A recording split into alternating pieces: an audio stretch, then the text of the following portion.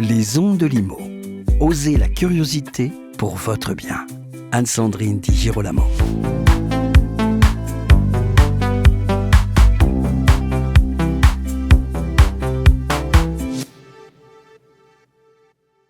Cambriolage, intrusion, squat, accidents domestiques, incendie, la question de la sécurité s'est imposée comme une préoccupation majeure des Français. Et dans un contexte d'insécurité persistant, eh bien, les acteurs de la sécurité privée prennent une place croissante dans le quotidien des Français.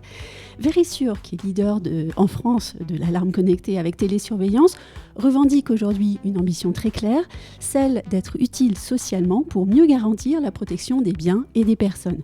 Comment cette entreprise qui vient de passer le cap important du million de clients envisage-t-elle son rôle au service de la sécurité des Français et avec quelles ambitions de croissance? Eh bien, les réponses de suite de Alex Froment-Curtil, qui est directeur général de Verisure France.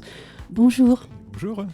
On va d'abord parler du chiffre qui est important, 1 million de clients pour Verisure, c'est un cap important pour vous. Qu'est-ce qu'il représente sur le marché de la sécurité en France ? Alors nous, c'est 1 million de protégés Verisure en France. Oui.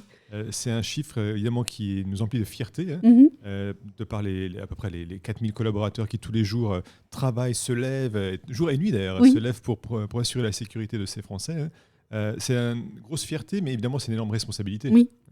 Grosse responsabilité parce que finalement, on voit bien que Verisure est devenue la référence de la sécurité en France, un rôle de leader, un rôle de référent. Aujourd'hui, un Français sur 2 qui s'équipe va choisir Verisure. Oui. Et donc la réalité, c'est que cette responsabilité, on la vit tous les jours. Dans les cas que l'on va traiter en télésurveillance, il y a à peu près 1000 cas par mois de cas avérés sur lesquels on va intervenir avec les forces de l'ordre. Donc on sent bien ici la responsabilité très forte de cette organisation, de cette entreprise. Mais finalement, à la fin, c'est la responsabilité de 4000 hommes et femmes sur le terrain qui vont essayer de minimiser les risques que subissent les Français. C'est un marché en croissance ? Oui, alors là on parle de 1 million de protégés. Mais on voit que la pénétration en France, par rapport à peut-être d'autres marchés plus mûrs, est très faible. Donc, en France, pourrait être plus importante. On est à moins de 10% des propriétés qui sont protégées par des acteurs de la télésurveillance.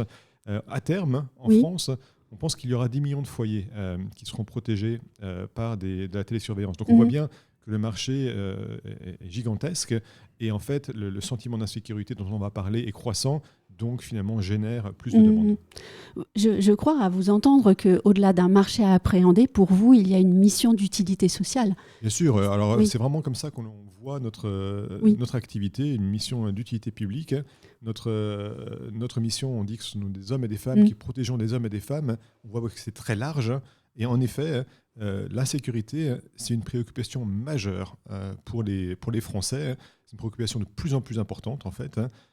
Parce que finalement, les risques augmentent, les risques d'intrusion, les risques d'incendie, les risques d'accidents domestiques, quel que soit l'âge, la catégorie d'âge, sont des risques qui augmentent.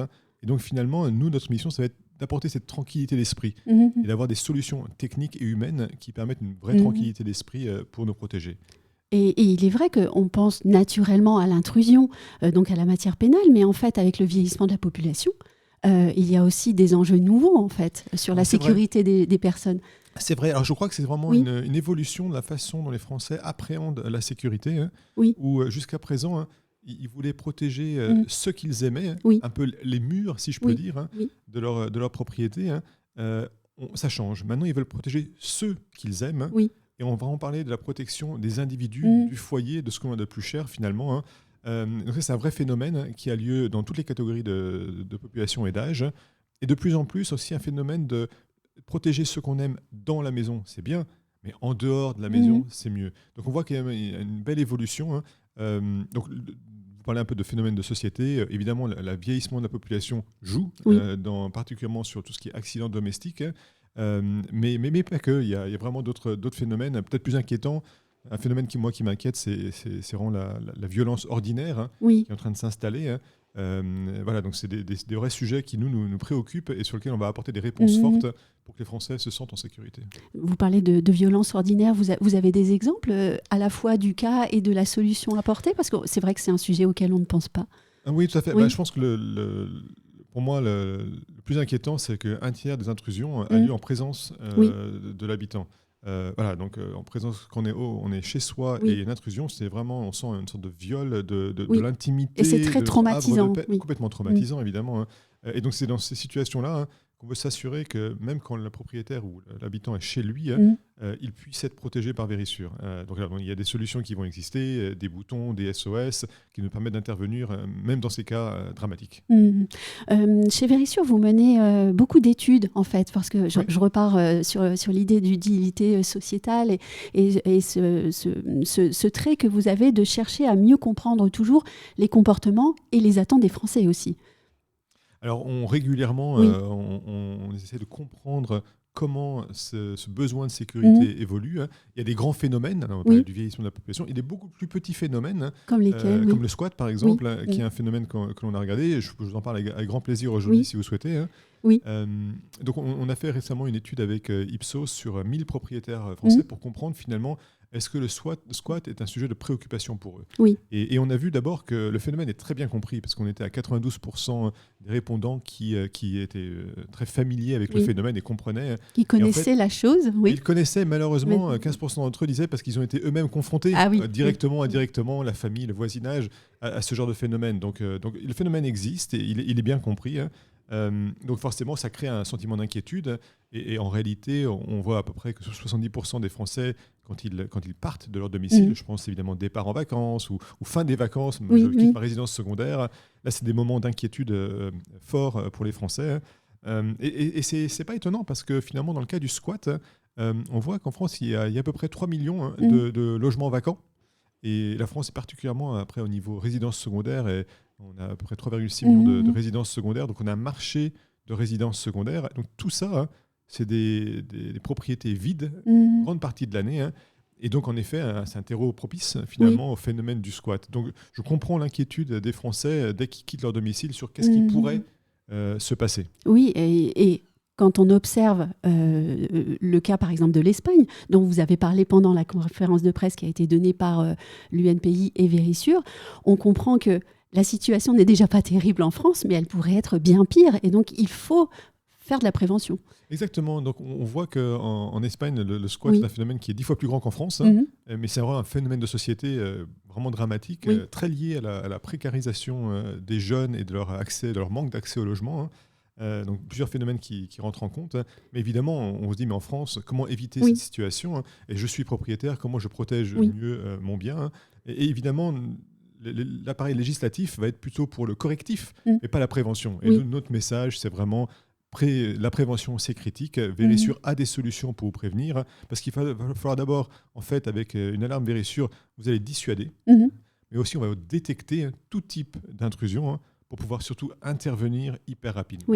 Et l'intervention en temps réel, c'est ça qui va faire la grosse différence pour éviter un engrenage de squat après 48 heures, etc. Et donc cette intervention, elle va être sous deux formes finalement.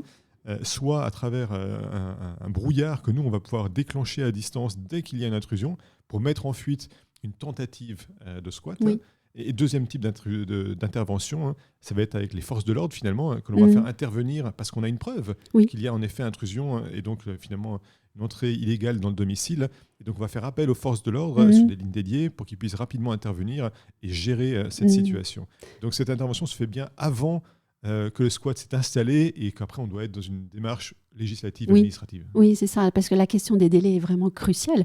Peut-être que le législateur devrait travailler à cette question, mais pour l'instant, l'état du droit conduit les propriétaires à vraiment réagir très très vite, en fait, pour ne pas être plus victime encore du squat. D'ailleurs, on a parlé des propriétaires privés, mais vous travaillez aussi pour les bailleurs sociaux, par exemple. Alors en 2025, on a travaillé avec des bailleurs sociaux. Donc les bailleurs sociaux, le challenge qu'eux ils ont, c'est qu'ils ont des vacances de logement temporaires, finalement, qui peut durer 1 mois, 2 mois, etc., entre deux familles qui vont s'installer. Et que se passe-t-il pendant ce temps? Et donc, ils nous ont demandé de protéger ces logements. On a protégé une 50aine de logements à Grenoble et à Toulon. Et ce qu'on a vu en 2025 nous a un peu étonnés, parce que finalement, dans ces 50 logements qu'on a protégés, on a dû intervenir 17 fois, c'est-à-dire un logement sur 3, où il y a eu tentative de squat pendant qu'on les protégeait. Évidemment, on a mis le brouillard pour mettre en fuite, donc on est intervenu avec efficacité. Mais l'ampleur du phénomène nous a un peu choqués quand même. On ne s'attendait pas du tout à ça.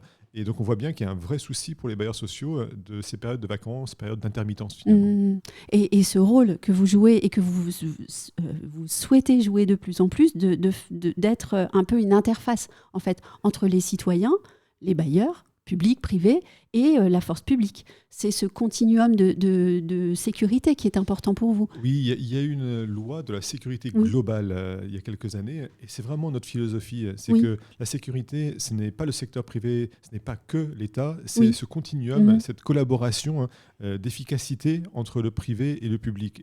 Et vraiment, dans le cadre de Vérissure, on voit vraiment notre rôle sur cette efficacité qu'on peut apporter à l'intervention des forces de l'ordre. Quand on les fait intervenir, nous avons fait le job d'avoir des preuves qu'il y a un vrai cas avéré, et donc l'efficacité de leur intervention sera beaucoup plus grande que s'il n'y a pas vraiment de preuves ou si juste un signal électronique qui leur dit attention, attention. Oui. Une dernière question, quelle est votre ambition en tant que directeur général de Vérissure France ? Nous, c'est notre mission, c'est vraiment cette mission de protection. Et donc, mon ambition est assez simple finalement. Quand je me balade un peu partout en France, dans des petites communes, des grandes communes, je souhaite voir une pancarte Vérissure dans toutes les rues de France. J'étais à Étretat récemment. On a bien vu que dans les grandes rues d'Étretat, il y avait des plaques Vérissure, donc ils étaient protégés par nous. Mais il y avait des ruelles où ce n'était pas le cas. Voilà, c'est ça le job, s'assurer que partout en France, on puisse vraiment avoir une plaque Vérissure et s'assurer que le maximum de Français soient en sérénité. En sérénité. Un grand merci, c'était vraiment intéressant. Et puis, merci à vous de nous avoir écoutés ou regardés. N'oubliez pas de liker ou de partager sur les réseaux sociaux si cet épisode vous a plu. Et on se retrouve très vite pour un nouvel épisode.